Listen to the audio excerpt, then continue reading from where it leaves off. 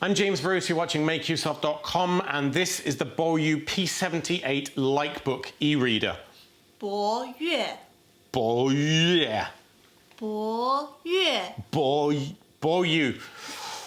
Anyway, it's probably not a household name for you, not least because you nor I can even pronounce it, but also because until lately they've mostly been an OEM manufacturer, which means they made the e-reader tablets you bought from other well-known brands. But why go to a middleman when you can get it straight from Boyu? The Likebook P78 is their newest model, the successor to the Likebook Mars, and it is strictly a black and white e-reader only. It's not a note-taking device, it's not a replacement for pen and paper at all. It's not a hybrid color screen thing, it's just a pure black and white 7.8-inch e-reader, perfectly suited to novel-sized books with a nice high-resolution screen and basic feature set. But unlike competing devices such as the Amazon Kindle, it has full access to Google Play, and it is incredibly easy to get your books and content on there and start reading it in any way you prefer. At $240, is it the 2021 e-reader you've been looking for, or should you look elsewhere? Join me as I put the Boyu P78 through its paces. So before we start, let me say that I do not have an extensive collection of e-readers to compare to. This is my first e-reader in about 5 years, I guess, and I've been looking for one purely as a reading-focused alternative to my iPad. For me, this isn't an instead of a tablet device, it's a complementary device. While the iPad can function fine as an e-reader and is of course very powerful, it can also be frustratingly distracting, with notifications every 5 seconds, absurdly bright screen even on the lowest settings, and I'll often pick it up and find, oh, no power. An e-reader like this feels a lot more focused, and it's something I can trust to not run down power when I put it down the night before.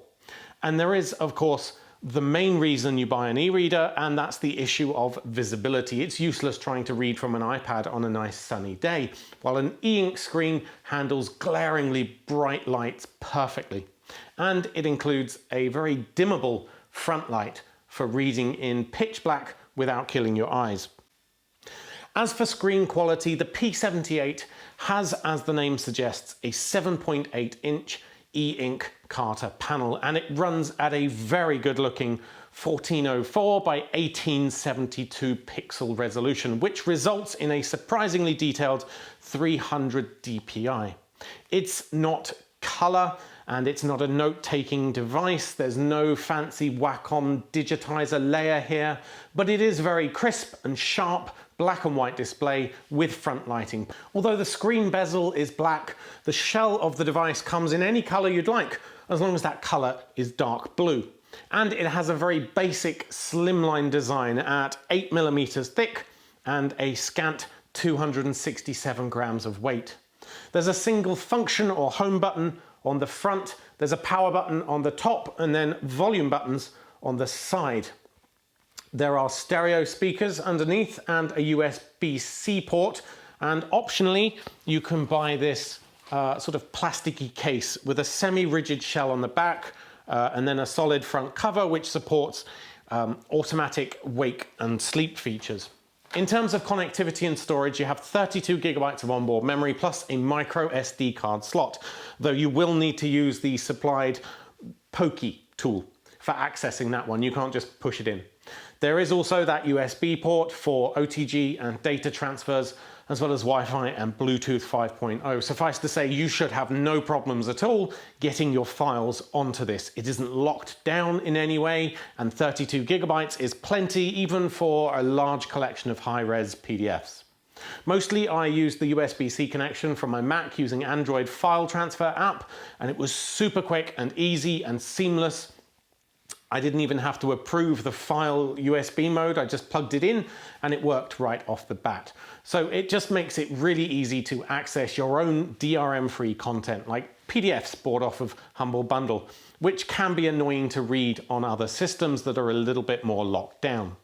As for internal specs, there's a quad-core CPU running at 1.4 GHz with 2 GB of RAM. Now let's face it, you're not buying an e-reader for performance, However, that does ensure that the page turns are relatively quick and that you're not going to sit there waiting for the screen to refresh. In terms of ease of use, the Boyu operating system is actually very simple to use, which is actually quite unusual for something that's running a bastardized Android OS 8.1 and from a Chinese manufacturer, no less.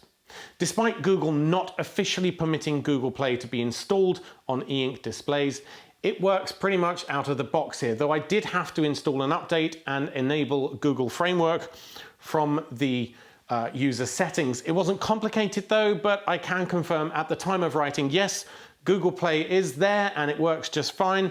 There's the Google Play App Store running, and I was able to install apps for reading and even light gaming, which I'll talk about later. Now, whether this will continue to work in future is not clear.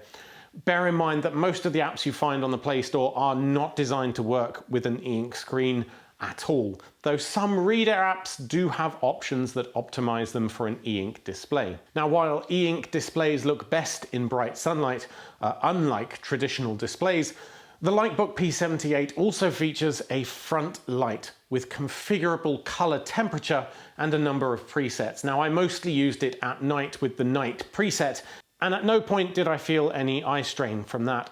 Now, I could tell you that using this didn't affect my sleep at all, and it certainly didn't, but then again, neither does a regular old iPhone or iPad screen. I can fall asleep just as easily with those.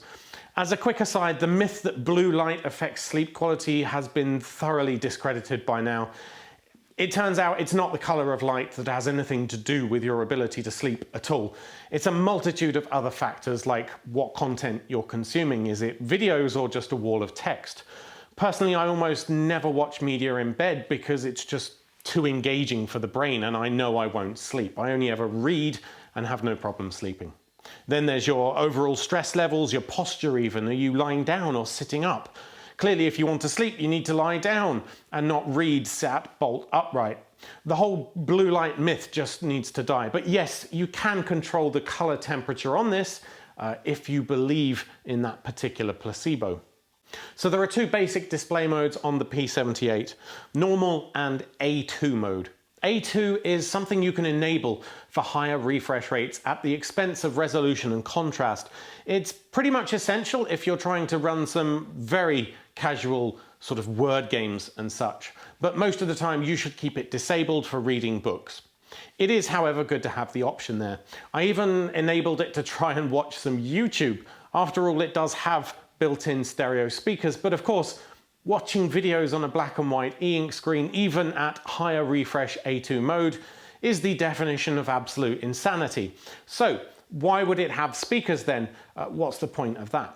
Well, built into the default library app is the ability to read the book to you. Just highlight the sentences to start and then pull up from the bottom and choose the screen reading TTS option.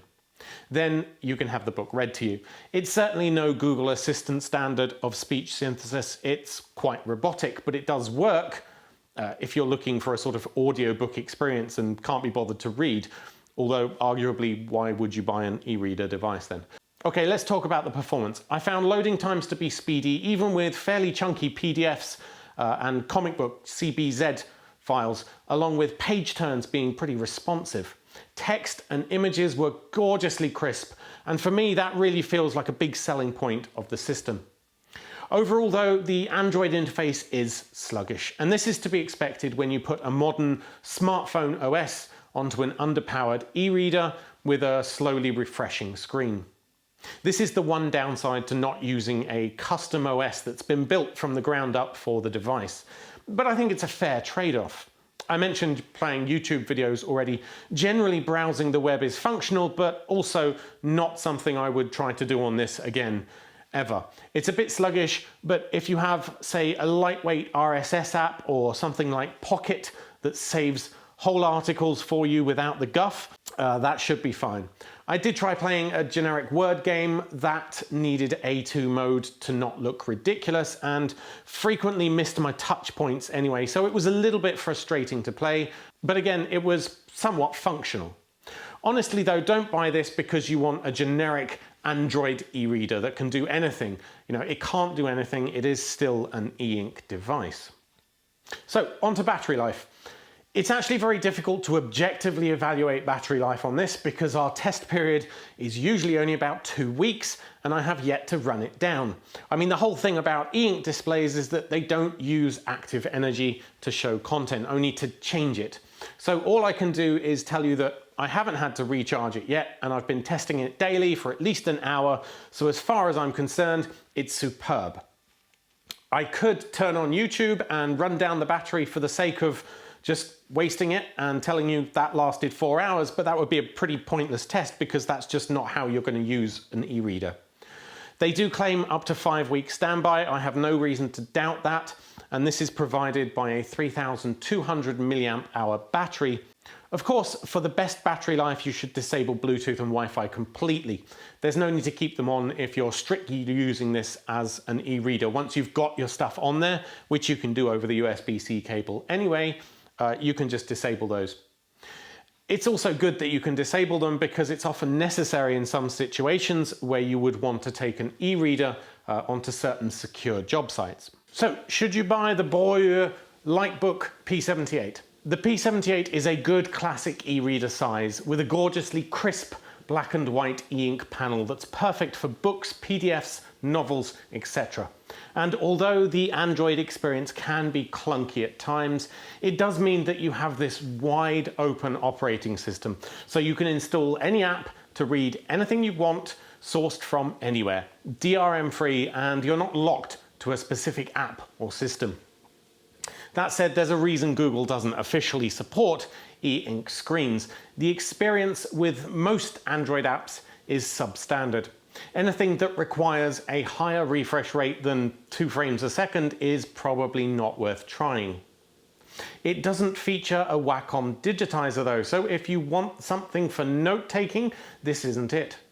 I also wouldn't recommend it particularly for most comics.